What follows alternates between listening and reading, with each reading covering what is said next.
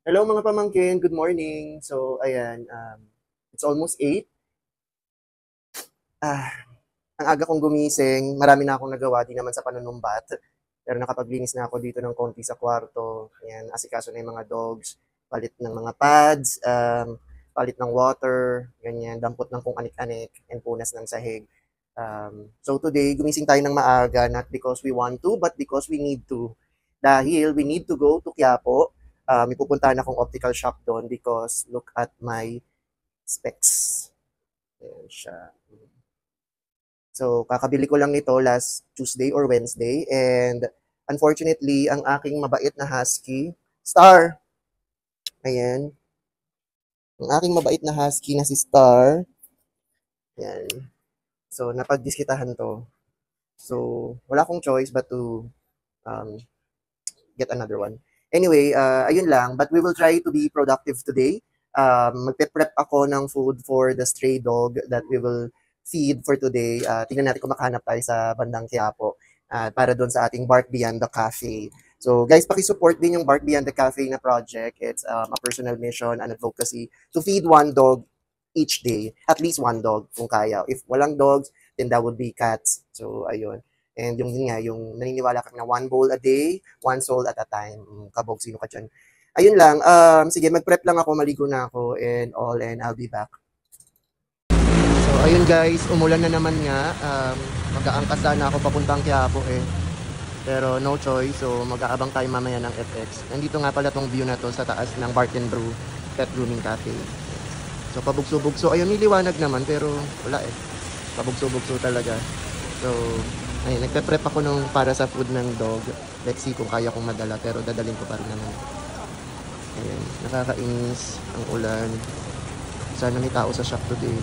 So, ayan, niluluto na nga natin yung premium pork sodas na binili natin sa FB Marketplace. Pero, bago ko to bilhin, I made sure na i-confirm kay seller na wala tong maliliit na buto. Kasi yung mga maliliit na buto na yan can damage the digestive system of your pets and can cause death. So, ingat-ingat tayo. Kung may plan kayo to feed sodas sa mga pets nyo, make sure na laging yung i-confirm na wala silang bone debris or yung mga maliliit na buto. And bakit nga ba tayo nagpe-prepare ng sodas? Kasi nung first week natin sa Bark Beyond the Cafe, napansin natin yung ibang dogs nire-reject tayo kasi hindi sila familiar dun sa kibbles or sa regular na dog food.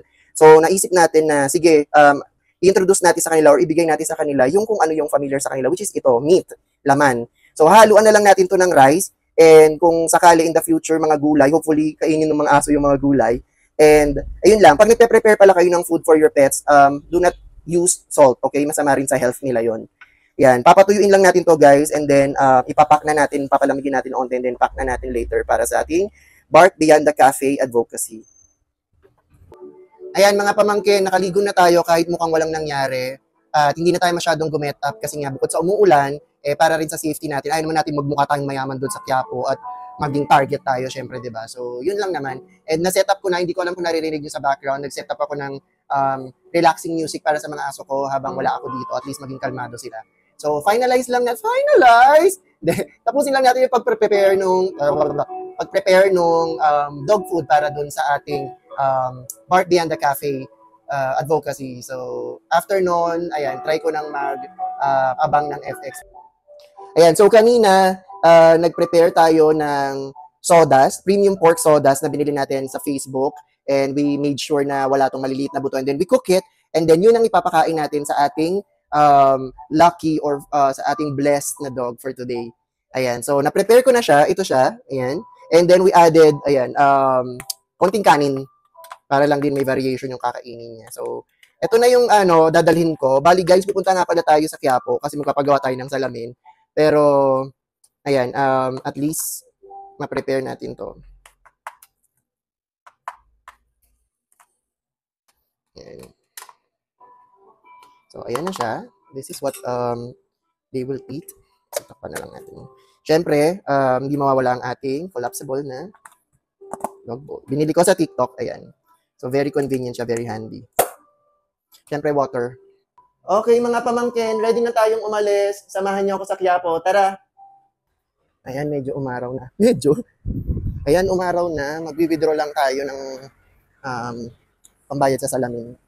Tapos, sakay na tayo ng Quiapo. Buti naman at umaraw na. Pero basa pa yung sahig.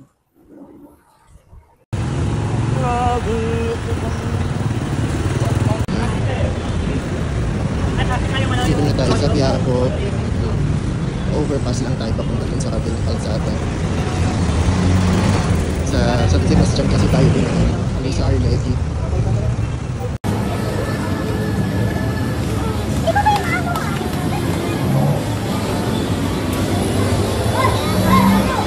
Sa kabila.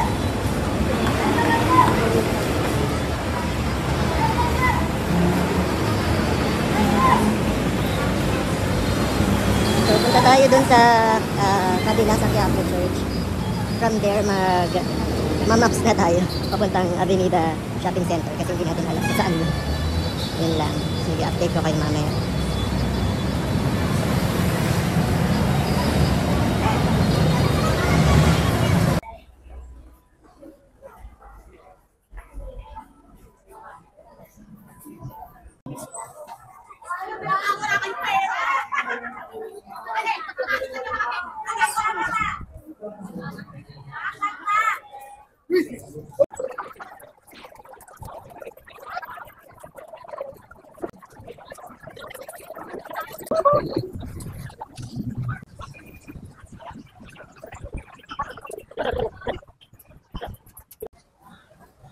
Ayan, so tinry ko, 275 lang daw pala ang aking grado. Dati sabi 400, all this time 400. Itong 275, di ako nahihilo, hindi naka-elevate yung sahig. Nakakabasa naman ako ng maayos. So baka mag 275 na ako. Hindi pala baka, ito na yun. Pili na lang tayo ng frame, laban. Ayan, so inabutan na tayo ng ulan. Unfortunately, hindi ko alam kung makakahanap tayo ng dog, pero mag-mask muna tayo while waiting dun sa salamin natin.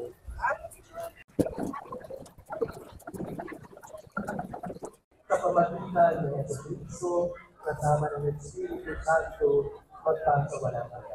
Amen. Sumayo ang Panginoon.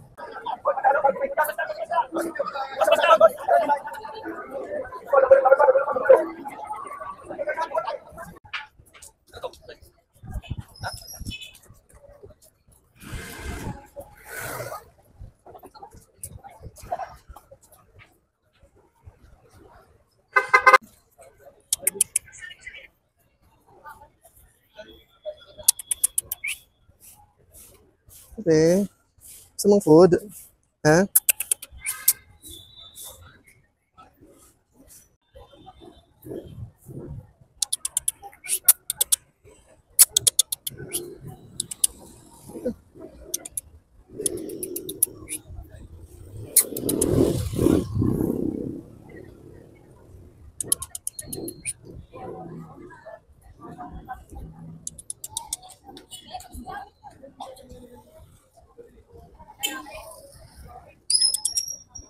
Ube.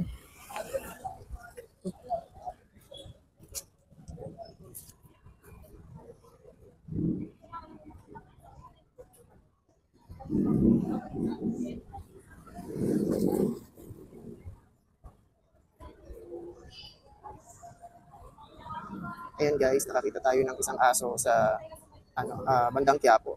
So naglakad-lakad lang akong konti. Tapos nakita natin siya. Medyo alanganin pa siya. Pero mukhang kakainin naman.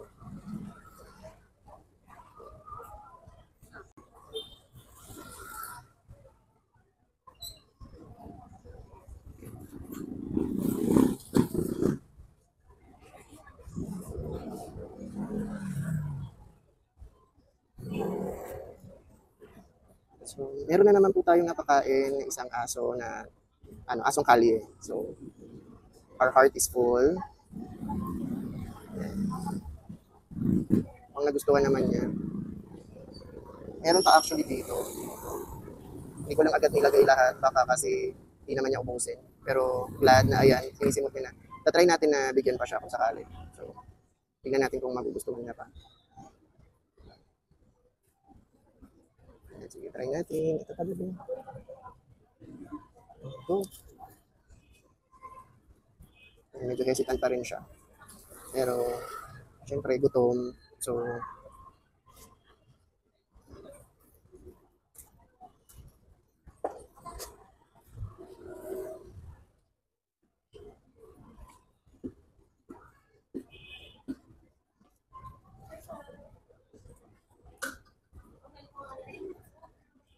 Ayan, lakas na kumain, guys.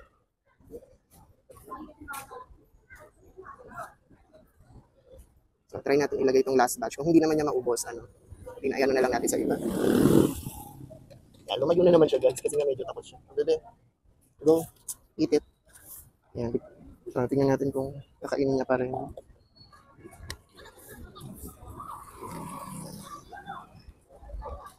Medyo hesitant pa siya, pero kakainin niya yan. Sa konting body movements ko, guys, umaano siya, kumapalag siya. So, very anxious, pero alam mong gutom. Yan, pag naubos niya yan, ay, mukhang busog na siya. Ayan, busog na siya. Oh, bye-bye. Ayan, so hindi nga naubos, guys. Hanap na lang tayo ng, kasi ayaw natin magkalat. Pero ayan, halos naubos naman niya, 3/4 siguro. So, ayun na siya. Ayan, tumitingin pa siya sa akin. Oh. So, thank you and bye-bye. Huwag ka na masyadong ngayon.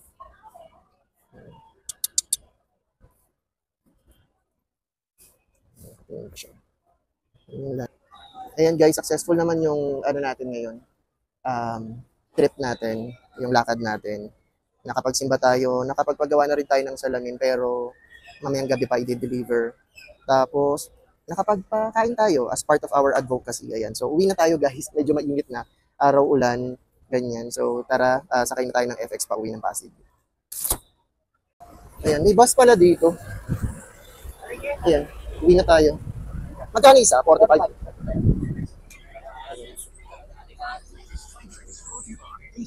Ito tayo sa bandang dulo. Sino ka dyan?